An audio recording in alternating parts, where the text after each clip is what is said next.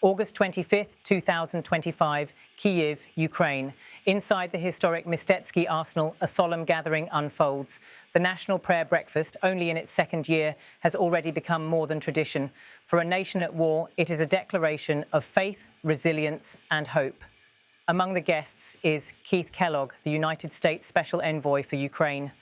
His presence here signals more than diplomacy.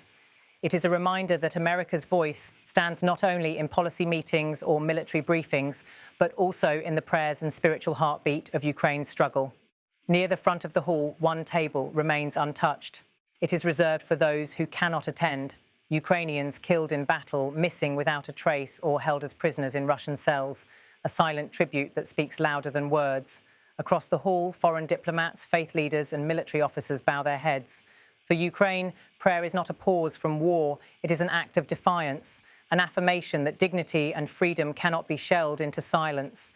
Kellogg's words draw sharp comparisons to history's deadliest wars, a sobering reminder of just how devastating this conflict has become.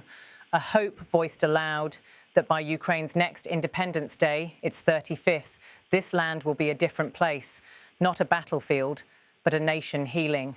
Since Russia's full-scale invasion began in 2022, this annual breakfast has become a stage not just for prayer, but for diplomacy. Allies reaffirm support, not only through weapons and aid packages, but through words of faith and solidarity. For Ukraine, these gestures matter. They are reminders that its fight is not waged alone and that the world is watching. Behind each prayer is a story of sacrifice. A wife who lights a candle for her missing husband, a child clutching a photo of his father, a soldier who wipes away tears before putting on his uniform once more. The pain is real, but so too is the conviction that freedom is worth defending and that peace must one day prevail.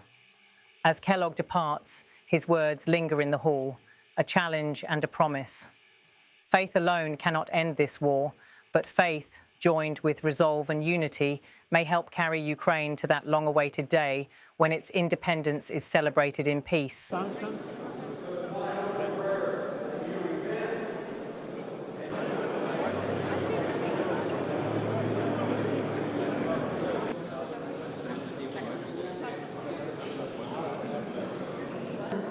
Yes. Good morning. You can start. Ви нам відмовили від в питаннях. Дякуємо.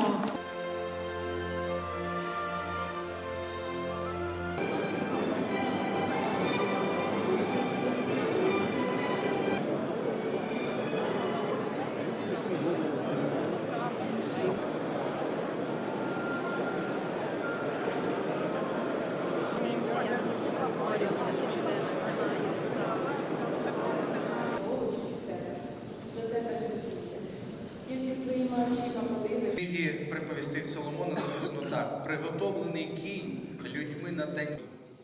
Ми просимо, благаємо тебе, забезпеч армію України. And the casualty levels are enormous.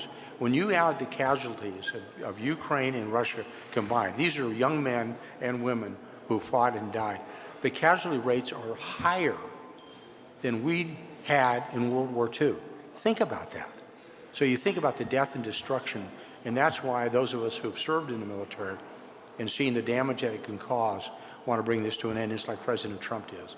And I really believe that. You want to bring this to an end, a just, reasonable end into the future. And hoping a year from now, at the next Independence Day, the 35th for Ukraine, the next prayer breakfast will probably follow that.